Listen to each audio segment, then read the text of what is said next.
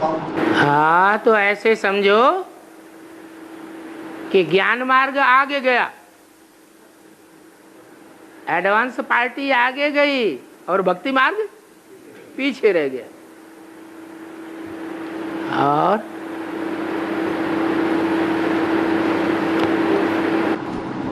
बाबा ने बोला है डबल इंजन, पहाड़ के ऊपर जाते हैं तो डबल इंजन लगाते हैं, और बाद में बोला 3 इंजन, माँ और बाप दादा। तुम बच्चों को तो ट्रिपल इंजन मिला हुआ है। तुम्हारी अम्मा कौन है बेहद में? है? अरे तुम्हारी बेहद में अम्मा कौन है? ब्रह्मा। वास्तव में ये ब्रह्मा तुम्हारी जगदम्बा है, परंतु दाढ़ी मूछ वाली है, पुरुष तन है, इसलिए इनको निमित्त नहीं बनाया है। न भक्ति मार्ग में इनकी पूजा होती है। तो एक तो माँ और दूसरा बाप और दादा। अगर तुम आत्मिक स्थिति वाले बच्चे बन गए, अपन को आत्मा पक्का पक्का समझ लिया, तो तुम्हारी आत्मा का बाप कौन है? शिव ज्योति बिंदु, वो तुम्हारा बाप है। और वो किसके साथ कंबाइंड है? किसके साथ कंबाइंड है? जो जन्म मरण में आने वाली आत्माएं हैं, उन आत्माओं का बाप है। बड़े भाई को क्या कहते हैं? बाप समान कहा जाता है। तो वो तुम्हारा दादा हो गया। आत्मिक स्थिति में हो तो ये हुए तुम्हारे बाप दादा। और अम्मा कौन हुई? है जगदम्बा। जगदम्बा तो डब्बा है, वास्तव में उसमें पार्ट बजाने वाली कौन है? सहन शक्ति का है ब्रह्मा। और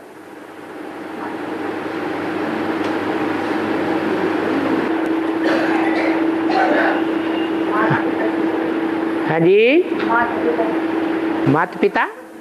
हाँ, जब जगदम्बा है साकार में, तो पिता कौन है? है जगत पिता साकार में नहीं है? नहीं है, फिर हाँ। और बाबा, हाँ, शिवाजी कौन से देवता का पूजा? है शिवाजी कौन से देवता का? शिवाजी छत्रपति शिवाजी कौन से भगवान का रूप है? कौन से भगवान का रूप है? कौन से देवता का रूप है? कलयुग में देवताएं होते हैं? होते हैं? हैं? मारा मारी करने वाले, मार काट मचाने वाले, खून खराबा करने वाले देवता होते हैं? वो तो देवता होते ही नहीं। हाँ, उनकी आत्मा कभी देवता का पार्ट बजाया था। जो लोगों ने उनको शिवा बोला।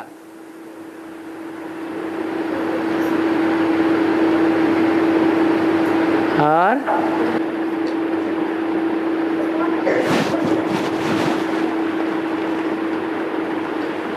बाबा, गजानन महाराज कौन से देवता का? देवताएं जो होते हैं, उनका स्वभाव संस्कार जानवरियत का होता है क्या? होता है? हैं?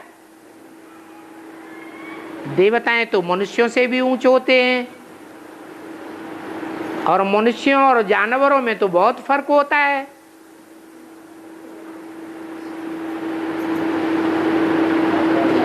जो सूरत बनाते हैं मूर्तियों में, चित्रों में, वो सूरत किस बात की यादगार है? सीरत की यादगार है। सूरत से सीरत प्रत्यक्ष की जाती है।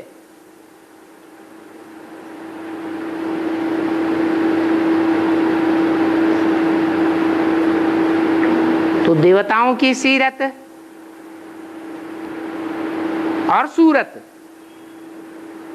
जानवरों की सीरत और सूरत में फर्क होगा या नहीं होगा? है? होगा।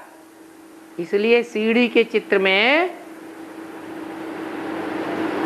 जानवरों की सूरत वाले देवताएं भी दिखाए गए हैं, लेकिन कौन सी युग में? कलयुग में दिखाए गए। पूंछड़ी वाला देवता और सूंड वाला देवता।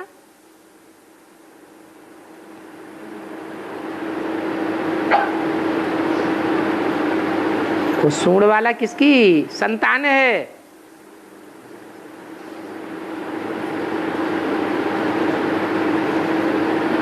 कहते हैं महादेव की संतान है।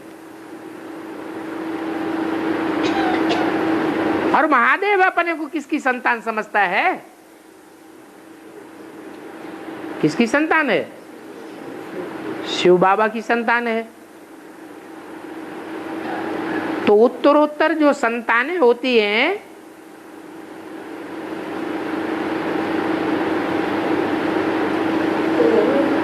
उनकी वैल्यू कम होती जाती है या बढ़ती जाती है? है? वैल्यू, उनकी कीमत जैसे कम होती जाती है। वो श्रेष्ठता, वो फसीलत नहीं रहती है, कलाएं घटती जाती है।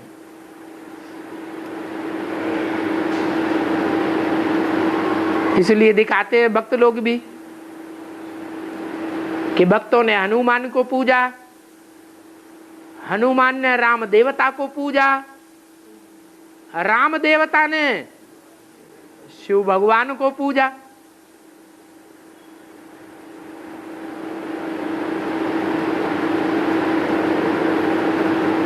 तो पूज्य और पुजारी में भी अंतर पड़ता जाता है।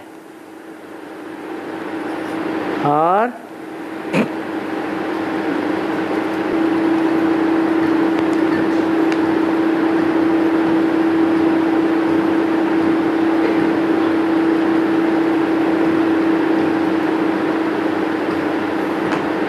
जो रेगुलर और पंक्चुअल क्लास नहीं करते हैं, उनको बेहद के हंटर लगते हैं। ये बेहद के हंटर क्या हैं?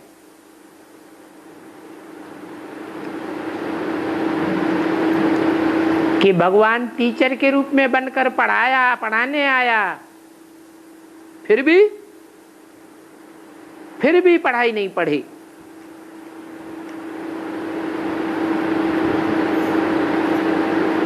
लौकिक दुनिया का क्लास होता है, कोई स्टूडेंट पढ़ाई नहीं पढ़ते हैं या क्लास टाइम पर भाग जाते हैं या देर से आते हैं, तो टीचर उनको हंटर लगाते थे। यहाँ कौन सा हंटर लगता है?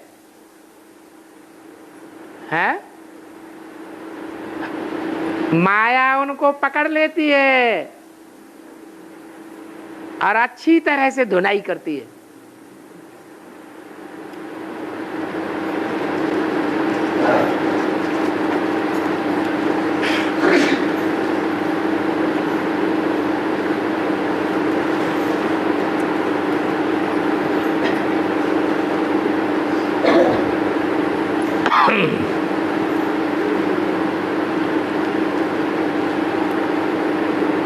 दुनिया में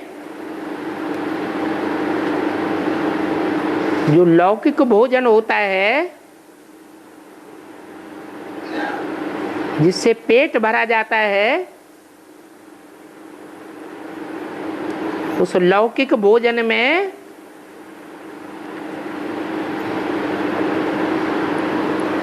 सबसे जास्ती खाद्य पदार्थ कौन सा है जो खाने में आता है? लहसुन और प्याज बोलो। प्याज और लहसुन। प्याज लहसुन ज्यादा खाते हो, उससे पेट भरते हो। सारी दुनिया चावल से पेट भरती है, ये दक्षिण भारत वाले ही हैं सिर्फ। दाल ज्यादा खाते हैं।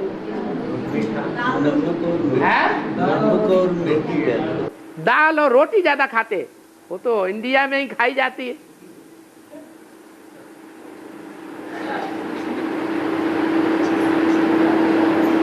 और कोई चीज है जो सबसे जास्ती खाते हैं दुनिया में? उसकी पैद है? हाँ, खाने वाले ने ही बताया होगा। जो लौकिक दुनिया में खूब खाता होगा वो ही बतावेगा।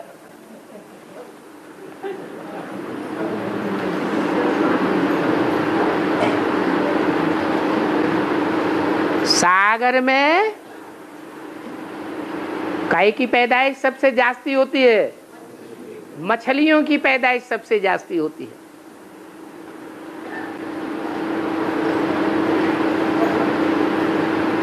अगर खुदा न खास्ता कुछ ऐसी बात हो जाए कि मछलियों का मिलना बंद हो जाए, तो दुनिया में भुखमरी फैल जाएगी। क्योंकि आजकल की दुनिया के लोग खेती का धंधा ज्यादा करने में लगे हुए हैं,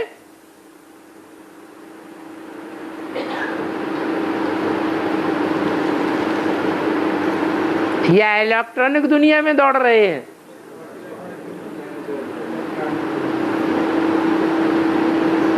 तो खाद्यान्न बहुत कम होता जा रहा है। ये तो हद की बात रही। अभी ब्राह्मणों की दुनिया में आ जाओ। ब्राह्मणों की दुनिया में सागर कौन है? बाप है ज्ञान सागर, और उस ज्ञान सागर के पेट में ढेर की ढेर मछलियां भरी पड़ी हैं। छोटी मछलियां भी हैं और बड़ी मछली भी हैं। बड़ी मछलियां छोटे मछलियों को खाती रहती हैं। उसको कहते हैं मत्स्य न्याय।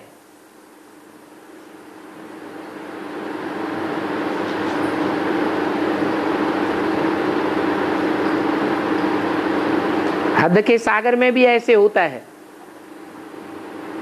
और बेहद बाप के बुद्ध रूपी पेट को जो सागर है, उसमें भी मछलियां पलती हैं।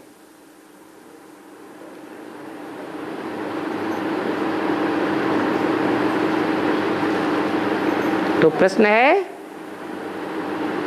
कि अगर सागर से मछलियां निकालना बंद कर दिया जाए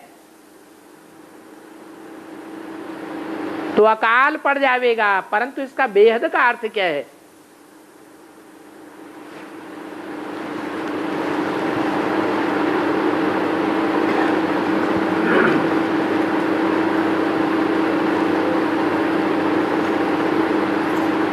भगवान ने जब अवतार लेना शुरू किए, भक्ति मार्ग में दिखाते हैं, तो कौन सा अवतार पहले लिया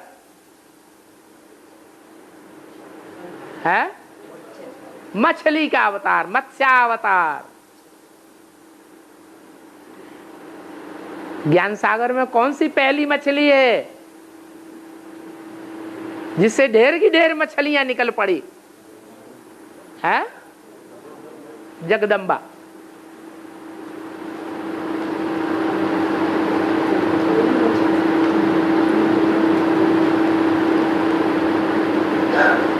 एक जगदम्बा के निकलने से ढेर की ढेर मछली तैयार हो गई।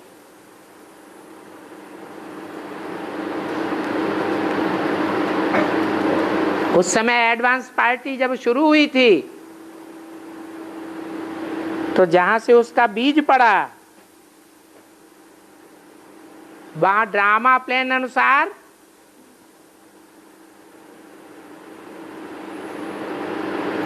मछलियों के बीज बनाने के बड़े बड़े फार्म तैयार किए गए, तालाब बनाए गए।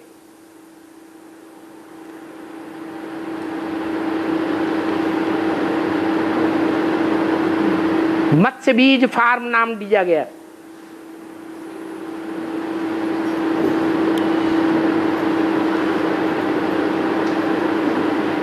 तो जहां से ये बीज तैयार हुए होंगे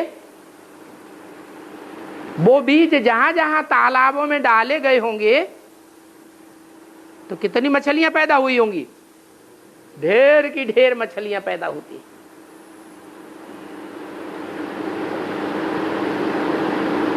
और मछलियां भी भांति भांति की होती हैं। कोई में बहुत बदबू निकलती है व्यभिचार की,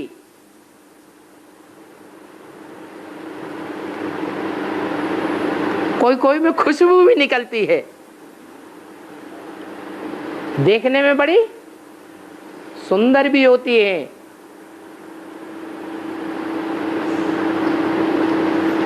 कोई बड़ी शार्प होती है, कोई बड़ी डल होती है। भांति भांति की मछलियां होती हैं।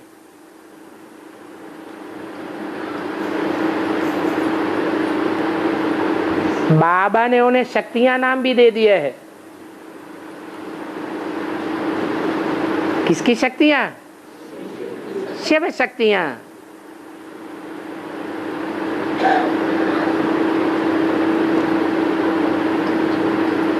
सागर की मछलियां है ना,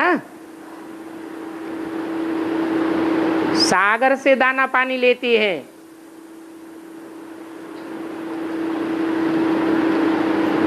तो उनसे जो वाइब्रेशन पैदा होंगे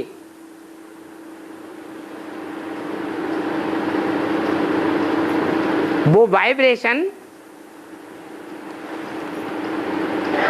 और दुनिया के मुकाबले अच्छे होंगे या बुरे होंगे? स्थूल सागर में होता है स्थूल ज्ञान जल और ज्ञान सागर में होता है ज्ञान जल। तो ये ज्ञान सागर की ज्ञान मछलियां हैं।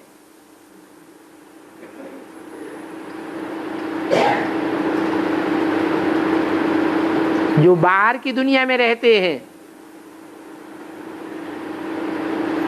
घर गृहस्थ के बाहरी परिवार में रहते हैं, उनको सागर के जल का ज्यादा लाभ मिलता है या सागर के अंदर रहने वाली मछलियों को ज्यादा लाभ मिलता है? अंदर में जो रहने वाली मछलियां हैं बल बुद्धि से भी बाहर लगी पड़ी हो तो भी कुछ न कुछ आंखें खोलकर सागर के अंदर ही रहती हैं, तो भी उनको ज्ञान जल का कुछ न कुछ असर संकरंग लगता ही रहता है। इसलिए उनके ज्ञान के वाइब्रेशन बहुत काम करते हैं।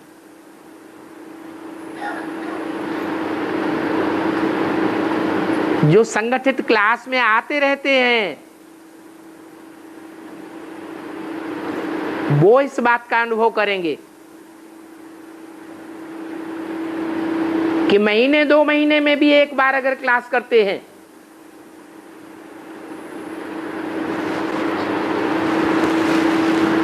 तो क्लास का नशा रहता है या नहीं रहता है? रहता है। और जो संगठन होते हैं संडे टू संडे वो भी अटेंड करते रहे तो और ही नशा चढ़ता है।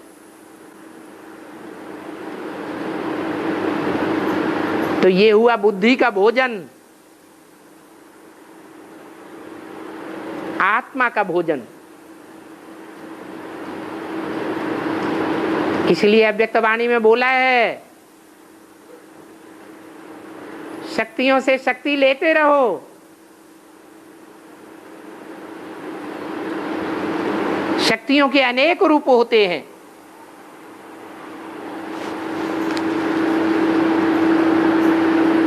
मां भी शक्ति है, बहन भी शक्ति स्वरूपिणी है, बेटी भी शक्ति स्वरूपिणी है।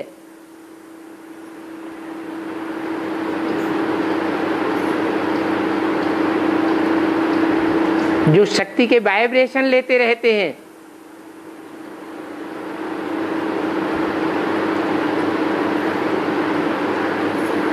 सुचार रूप से, उनको शक्ति जरूर मिलती है।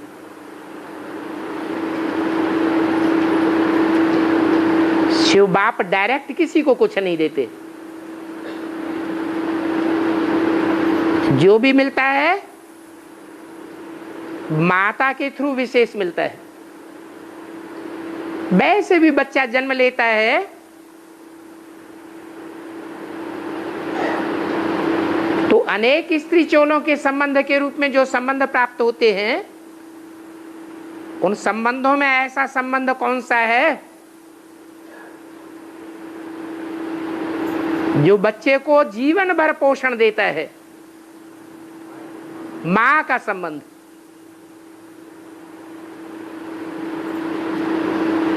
तो ये शिव शक्तियां हैं।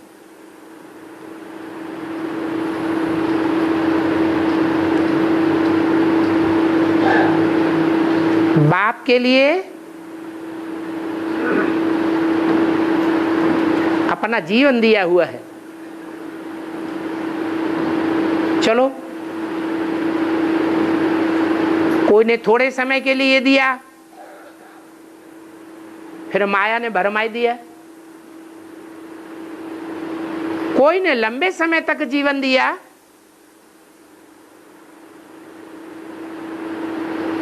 और लंबे समय तक बाप की शक्ति बनकर रहे।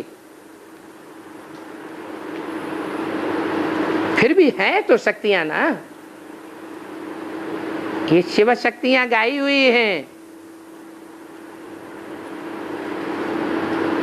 इसलिए बोला है, तुम सब सीताएं हो, तुम सब द्रौपदियां हो।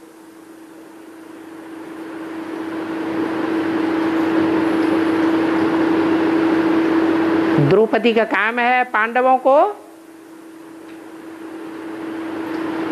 शक्ति रूपी भोजन देते रहना।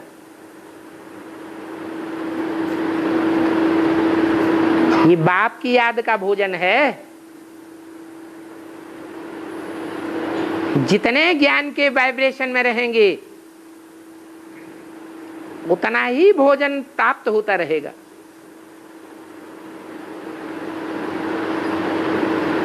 याद है हमारा भोजन और ज्ञान है हमारा पेयजल।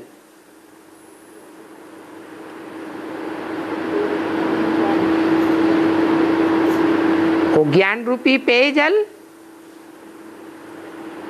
मिलता तो एक बाप से है,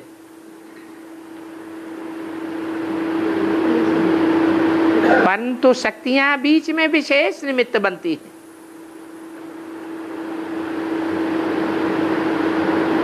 इसलिए अगर शक्तियां या ये सागर की मछलियां, इनका अगर विनाश हो जाएगा तो आत्मा को बुद्ध रूपी भोजन मिलना बंद हो जाएगा।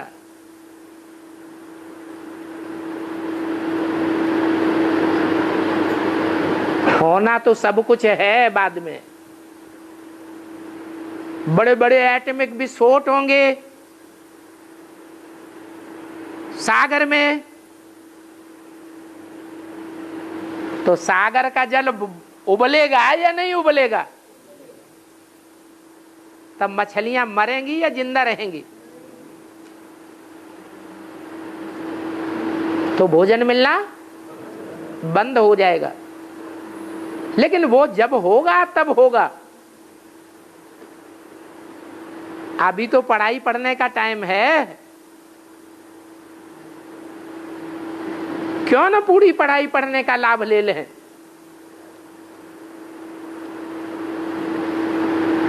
और हाँ जी,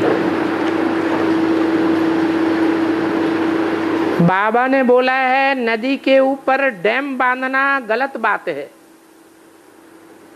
बाबा ने डायरेक्ट मुरली में तो नहीं बोला है, लेकिन बाबा के बोलने का मतलब यही है कि ये नंगल डैम फटेगा तो सारी दिल्ली बोड़म बोड़ हो जाएगी।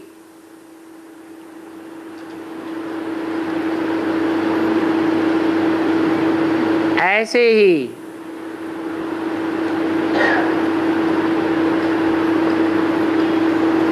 ऋषिकेश के पास टहरी बांध बांधा जा रहा है।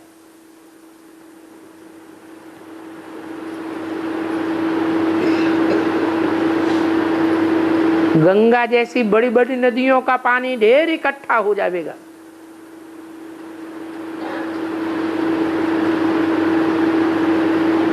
नर चाहत कछु और है, होवत है कछु और।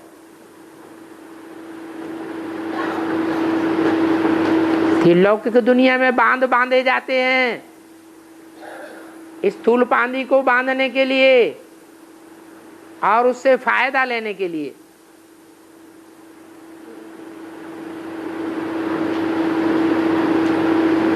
ये प्राकृतिक कार्य है या अननेचुरल है? प्रकृति के कामों में दखलंदाजी नहीं होनी चाहिए।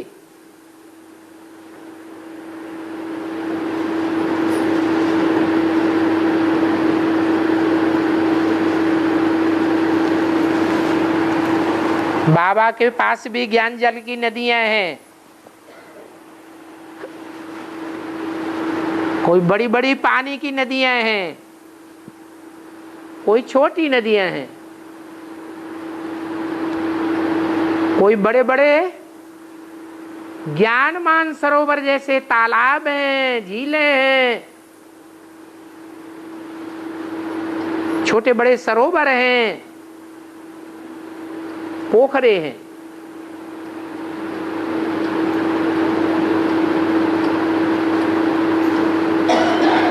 और कोई फिर डैम के द्वारा बनाई हुई आर्टिफिशियल नहरें भी हैं, कैनाल्स।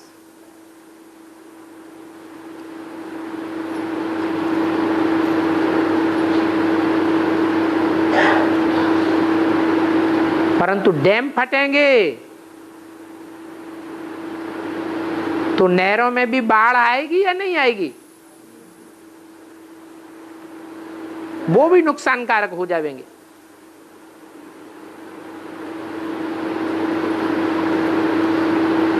कोई मनुष्यों की बुद्धि ऐसी है, ब्राह्मणों की दुनिया में वो अपनी बुद्धि के अनुसार ज्ञान नदियों को संचालन करना चाहते हैं। बाबा ने तो डायरेक्शन दे दिया,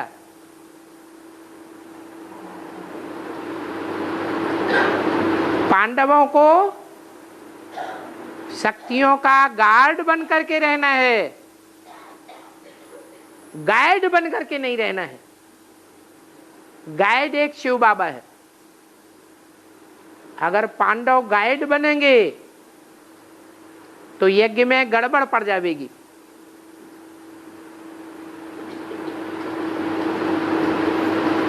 परंतु जगदीश भाई जैसे लोग ऐसे भी हैं कि नदियों में बड़े बड़े डैम बनाए देते हैं, नदियों के पानी को रोक देते हैं।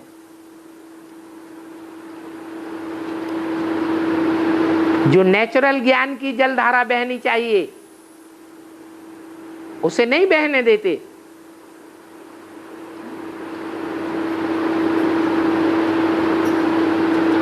नेचुरल ज्ञान जल के बहाव को रोक देते हैं और आर्टिफिशियल डैम बनाए देते हैं।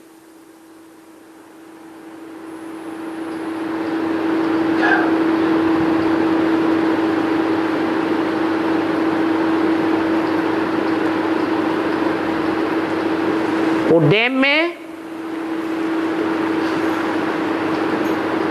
खुदान खास्ता ज्यादा बरसात हो जाए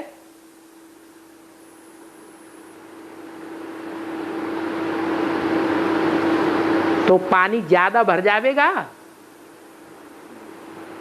डैम फट सकता है या नहीं फट सकता है? फट सकता है। और बरसात तो आगे चल के धुआंधार बढ़ेगी या घटेगी? बढ़ेगी। तो ये डैम फटेंगे।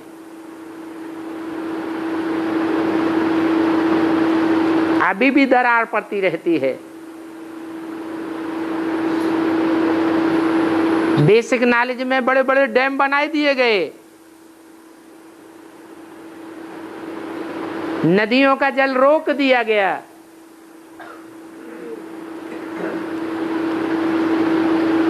दरार पड़ती है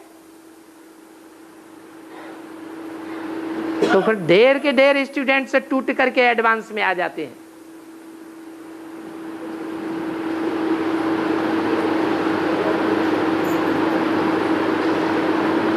पुरानी दुनिया टूटती है या बनती है? ब्राह्मणों की पुरानी दुनिया टूटती है और नई दुनिया बनती है।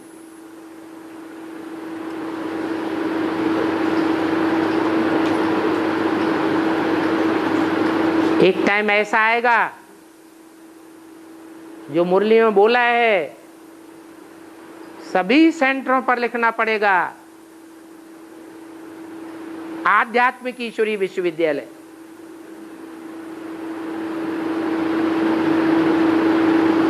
तो जो पुराने ब्रह्मा कुमारी ईश्वरीय विश्वविद्यालय हैं वो टूट जावेंगे या रह जावेंगे? टूट जावेंगे। फिर बाहर की दुनिया में भी परिवर्तन होगा। क्या परिवर्तन होगा? जो मुरली में बोला है, ये मंदिर है, ये मस्जिद है, ये गिरजाघर, ये गुरुद्वारे सभी टूटने लग पड़ेंगे, एक ही बड़ा मंदिर रह जाएगा।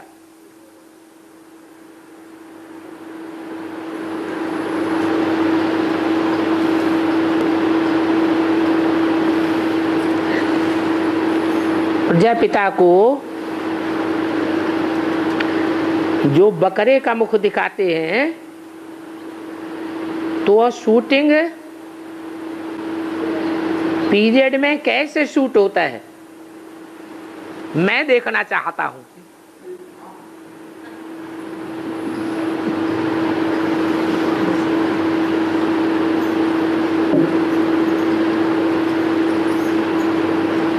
हर आत्मा पहले सतो प्रधान होती है और अंत में तमो प्रधान होती है। तो प्रजापिता जो सारी मनुष्य सृष्टि का पिता है वो पहले पहले बकरे का मुख वाला होगा या बाद में बकरे का मुख वाला होना चाहिए? है पहले पहले नहीं हो सकता क्योंकि सतो प्रधान स्टेज है। शिव बाप उसमें प्रवेश करता है। तो क्या सदैव ही प्रवेश करता रहेगा या प्रवेश करना बंद भी होगा? है प्रवेश होना बंद भी होगा और फिर नए सिरे शूटिंग शुरू होगी। पहले सतो प्रधान, फिर सतो सामान्य, फिर रजो और अंत में तमो प्रधान।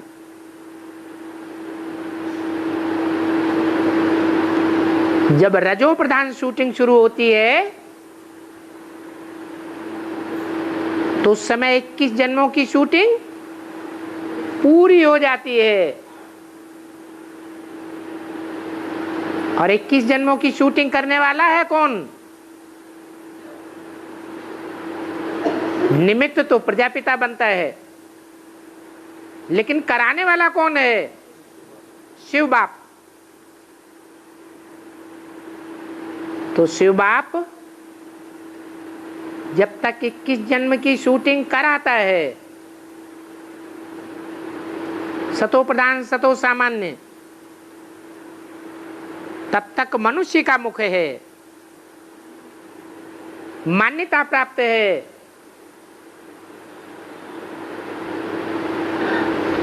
प्रजापिता की बड़ी मान्यता रहती है। बाद में जब 63 जन्मों की शूटिंग शुरू होती है,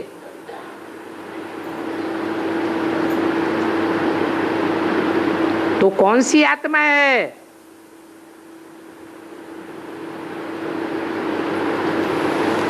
जो पहले पहले सृष्टि में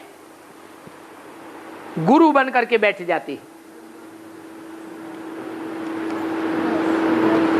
ब्रह्मा तो राजा विक्रमादित्य बनता है, परंतु उसका भी कोई गुरु होता है या नहीं? प्रजापिता। तो पहला पहला बीज बोने वाला कौन है? शिवो हम का, जिसका नाम पड़ गया व्यास।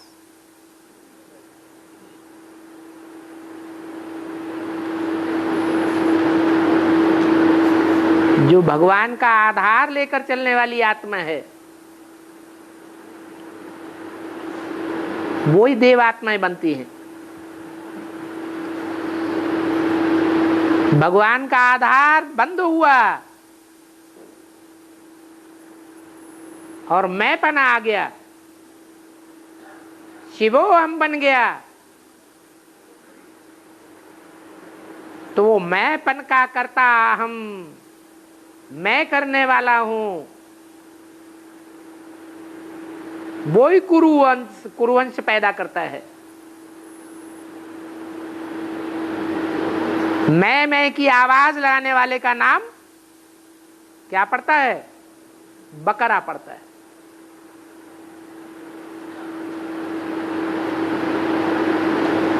पहले मैंपन कम होगा या ज्यादा होगा? है? पहले बकरा भी सतो प्रधान स्टेज वाला रहा होगा, और कलयुग के अंत में आकर अति तमो प्रधान बन जाता है। अति होती है तो अंत हो जाता है, प्रत्यक्षता हो जाती है। और 2018 के पहले होगा कि 2018 के बाद? ये कोई ज्योतिषियों का ज्ञान नहीं है।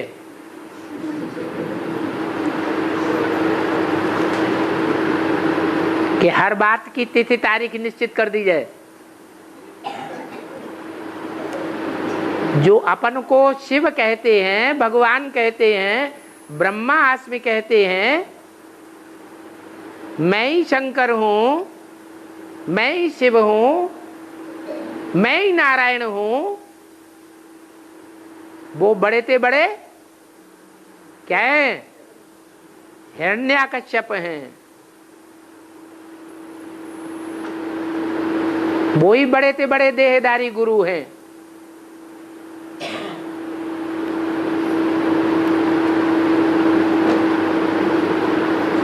परंतु ये कब होता है?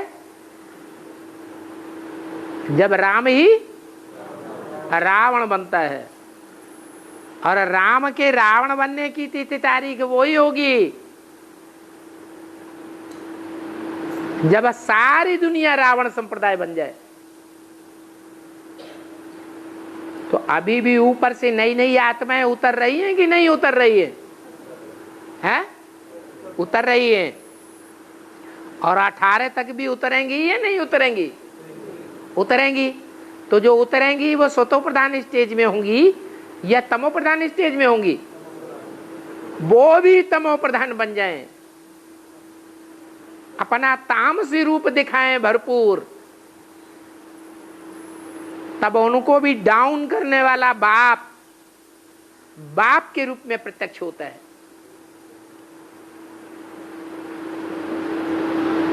तब कहेंगे राम ही रावण बनता है, जब सब अपना करिश्मा दिखा चुके हैं। तब छुपा रुस्तम बाद में खुले। जो कोई भी नहीं कर सका, वो बाप करके दिखाता है।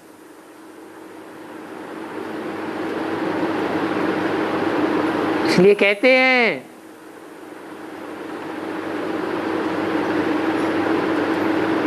कि निर्विकारियों का भी वो बाप है, और बड़े से बड़े जो विकारी हैं उनका भी वो बाप है।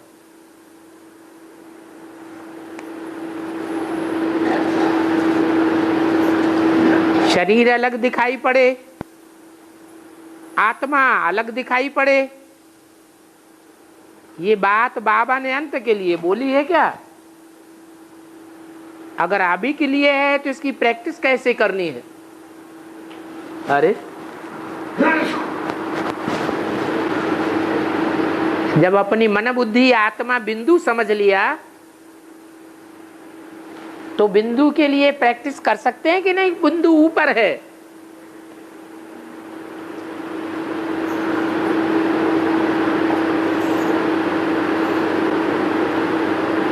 इस 5 तत्वों की दुनिया को भी क्रॉस करके बैठी हुई है।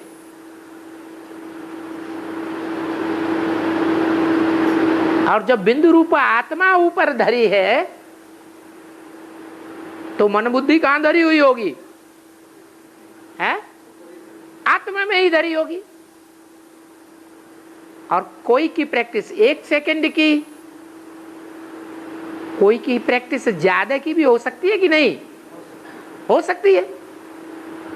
तो जितनी देर की जितनी जिसकी प्रैक्टिस है, मान लो किसी की प्रैक्टिस 2 मिनट तक बीज रूप स्टेज में टिकने की है, या 1 मिनट भी बीज रूप स्टेज में टिकने की प्रैक्टिस है, तो शरीर अलग हो गया और आत्मा अलग हो गई। बाकी सदा काल के लिए अभी नहीं हो सकता। सदा काल के लिए तब होगा जब हमारे 63 जन्मों के सारे पापों का हिसाब किताब चुकतू हो जाएगा।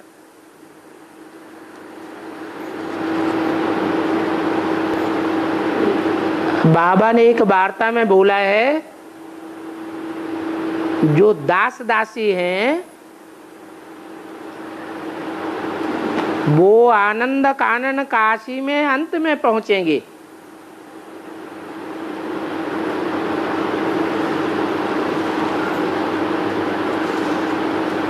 उनकी निशानी क्या होगी? है उनकी निशानी होगी, वो अभी काशी को श्रेष्ठ नजरों से देख रहे होंगे या भर्त्सना की दृष्टि से देख रहे होंगे। ऊंची नजर से देखते हैं या नीची नजर से देखते हैं? ईर्ष्या देश से देखते हैं, ईर्ष्या देश से देख रहे होंगे।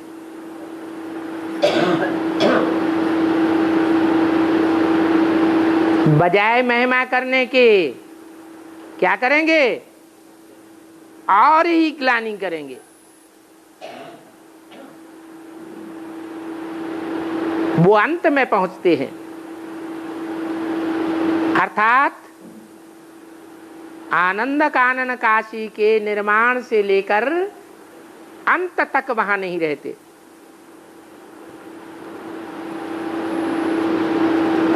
तो क्या बाबा जो अभी वहां नहीं है, फील्ड में है,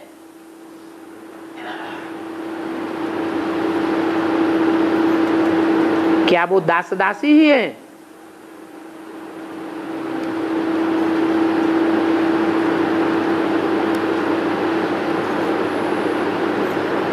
फील्ड में रहने वालों में भी बहुत ऐसे होंगे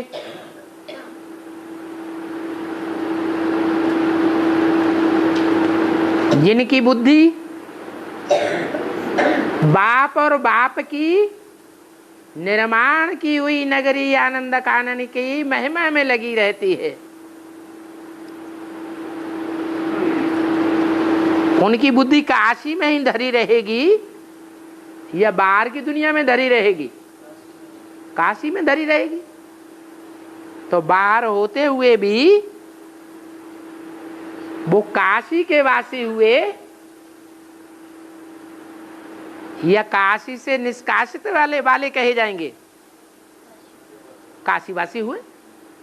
जैसे बाबा कहते हैं तुम जितना बुद्धि से मधुबन में रहते हो उतना तुम मधुबन वासी हो।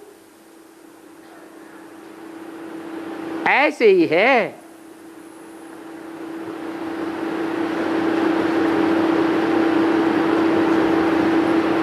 जो लास्ट में पहुंचेंगे अर्थात जो आदि से अंत तक काशी में नहीं रहेंगे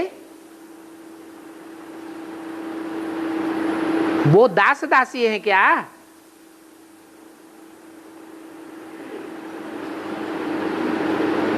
है सारी बुद्धि की बात या सिर्फ देह की बात है? हमारा है ही सारा बुद्धि योग का पुरुषार्थ।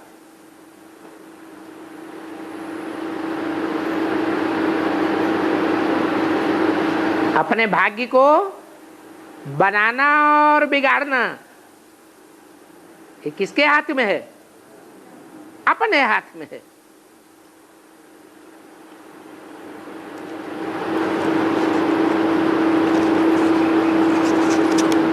और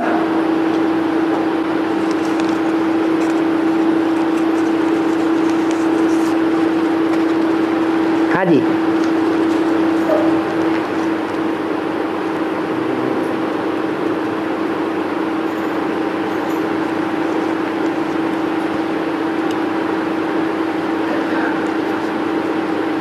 बाहर की दुनिया में खास भारत में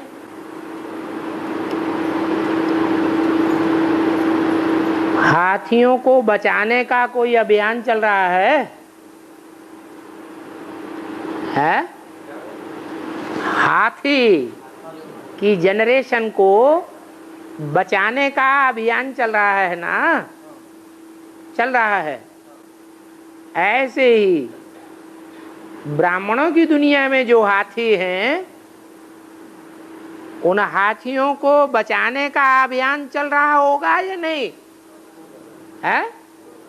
उनका भी बचाने का अभियान चलता है। कोई हाथी जैसे पुरुषार्थी हैं,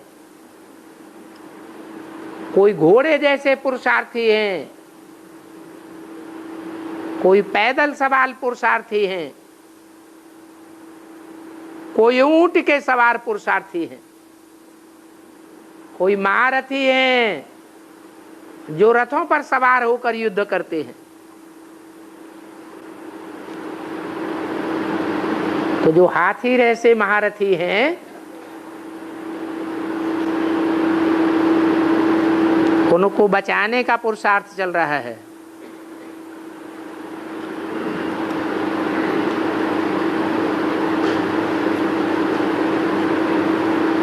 हाथियों की क्या विशेषता होती है?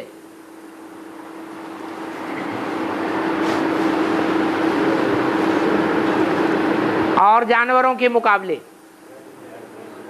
है?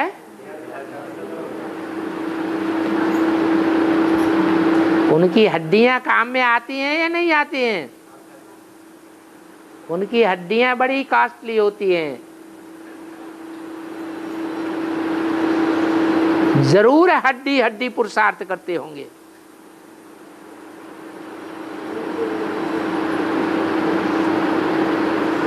किस बात के विशेष महारथी होते हैं?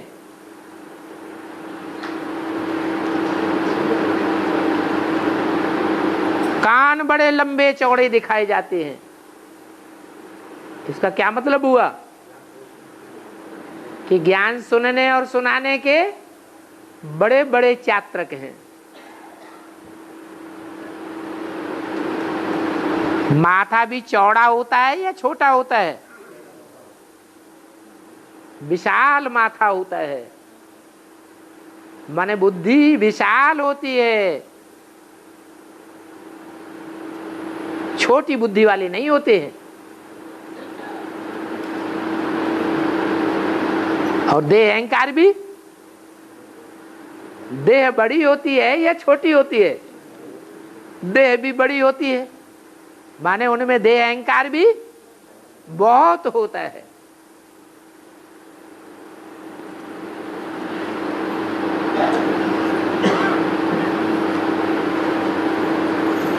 और लंगूरों के मुकाबले, बंदरों के मुकाबले पूंछ छोटी होती है या बड़ी होती है? है? पूंछ शरीर के मुकाबले बहुत छोटी होती है।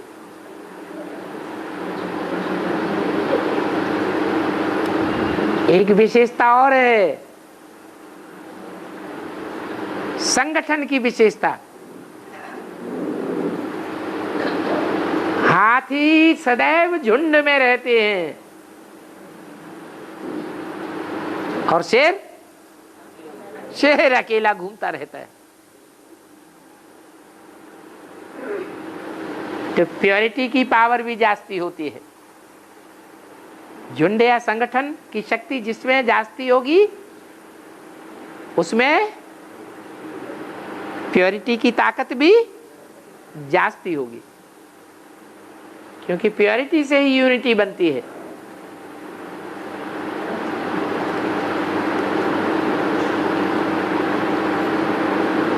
पहाड़ों की ऊंची स्टेज में भी जाते हैं और मैदान की नीची स्टेज में भी घूमते हैं।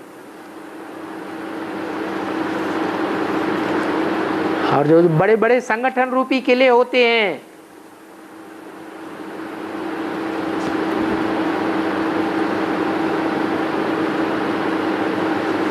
उन किलों के जो बड़े बड़े दरवाजे होते हैं, किलों में घुसने का रास्ता बनाते हैं, उन दरवाजों को तोड़ने का काम भी हाथियों से ही लिया जाता है। घोड़े सवार वो टक्कर नहीं ले सकते, ऊंट भी नहीं ले सकते, पैदल सवार तो कुछ बिगाड़ ही नहीं सकते। किलों के फाटकों को तोड़ने का काम सेना के द्वारा नहीं हो सकता। किसके द्वारा होता है? हाथियों के द्वारा होता है।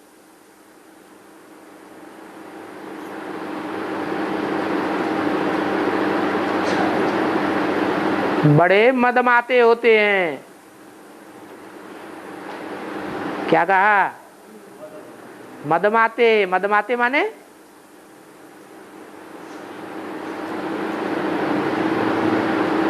उनको शराब पिलाई जाए तो बहुत नशे में आ जाते हैं। ऐसे नशे में आ जाते हैं कि जान की भी परवाह नहीं करते।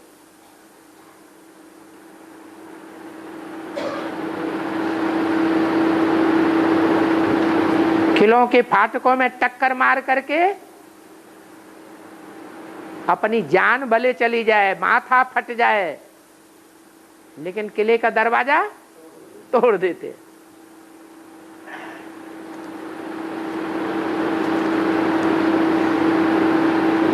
तो वैल्यूबल पुरुषार्थी हैं या कमजोर पुरुषार्थी हैं? वैल्यूबल पुरुषार्थी हैं। उस सरकार की भी आंखें खुली कि इनको बचाना चाहिए। हालांकि आज की दुनिया में युद्ध भूमि में हाथियों का, घोड़ों का, ऊंटों का कोई स्थान नहीं रह गया।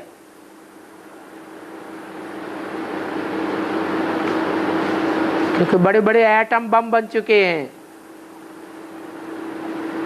तो घर बैठे मिसाइल्स छोड़ करके दूर बैठे शत्रुओं का खलासा कर देते हैं।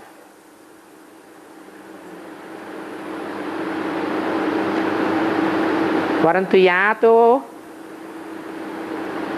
वो महारथी पुरुषार्थी और हाथी सवार पुरुषार्थी ऐसे हैं कि बड़े बड़े ज्ञान के बम फोड़ेंगे और परमात्मा बाप को प्रत्यक्ष करेंगे, क्योंकि बोला हुआ है बड़े से बड़ा बम है परमात्मा प्रत्यक्षता बम। तो हाथी सवार पुरुषार्थियों को बचाना है।